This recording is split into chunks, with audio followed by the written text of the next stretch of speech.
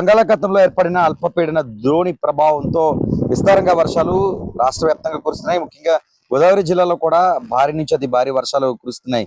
ఈ తంతు గత 3 రోజులుగా కొనసాగుతున్న పరిస్థితి నెలకొంది.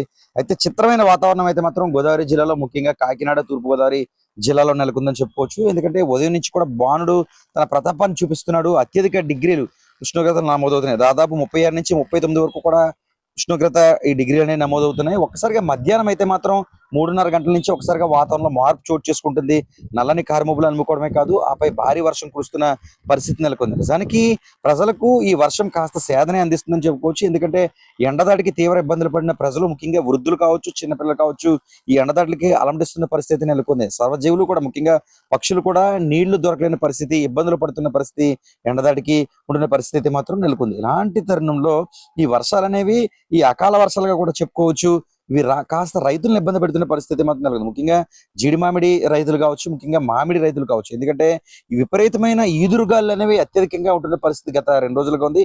గత రాత్రి కావచ్చు, మొన్న రాత్రి కావచ్చు, ఈ 2 రాత్రులు కూడా ఈదురుగాలు అనేవి అత్యధికంగా వీసిన పరిస్థితి నెలకొంది. దీంతో కోత దశకి మామిడికాయ ముఖ్యంగా ఈ ఏడాది అత్యధికంగా పండిన పరిస్థితి నెలకొంది. కోత దశకు వచ్చిన నేపథ్యంలో మామిడి అంతా కూడా నేల రాలి లబోదీపమంటున్న పరిస్థితి మాత్రం రైతులు నెలకొంది. ఇంకా వాటిని కోసి మొగ్గబెట్టే ప్రయత్నంలో రైతులు ఉన్నారు. ఈ తరుణంలో ఈ అకాల వర్షాలు అనేవి పూర్తిగా ఇబ్బందులు పడుతున్న పరిస్థితి మాత్రం నెలకొంది. ఒకసారి చూడొచ్చు చిత్రమైన వాతావరణాన్ని. పూర్తిగా ప్రస్తుతం 4:30 గంటల సమయంలో కారుమబ్బులన్నీ కూడా పూర్తిగా అలుముకున్న పరిస్థితి నెలకొంది.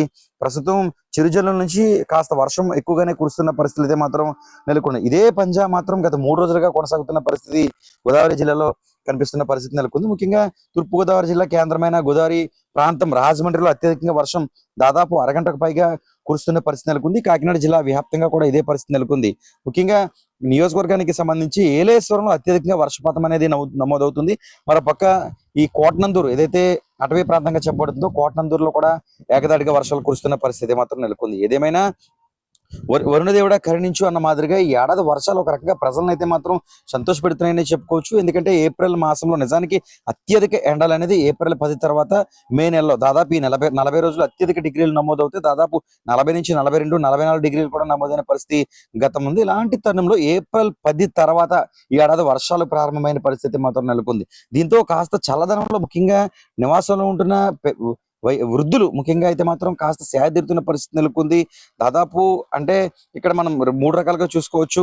మిడిల్ క్లాసు, లో క్లాసు, హై క్లాసు. ఇందులో హై క్లాస్ అనేసరికి ఏసీల్లో ఉన్నప్పటికీ కూడా సాధారణ ప్రజలైతే మాత్రం చల్లటి గాలి కోసం ఆరుబయట చెట్ల కింద ఉంటూ ఉంటారు. ఇలాంటి తరుణం అనేది గోదావరి జిల్లాలో ఎక్కువ ఉంటుంది. పచ్చని చెట్ల కింద సేదతీరుతారు. ఇప్పుడైతే కారు మబ్బులు అమ్ముకునే చల్లగా చిరునవ్వు చిందిస్తూ ఆకాశం వైపు చూస్తూ ఎంతో హాయిగా సేదతీరుతూ ఉంటారు. చెట్ల కింద మీటింగ్లు పెడుతూ సమావేశాలు సరదాగా గడుపుతుంటారు. ఏదేమైనా ఈ వర్షాలు అయితే మాత్రం ప్రజలకు ఉపశమనం ఇచ్చిన రైతులకు మాత్రం ఇబ్బందులు పెడుతున్న పరిస్థితి మాత్రం నెలకొంది. 3వ రోజు గోదావరి జిల్లాలో అయితే మాత్రం కాకినాడ, రాజమండ్రిలో కూడా భారీ వర్షం కురుస్తున్న పరిస్థితి మాత్రం నెలకొంది.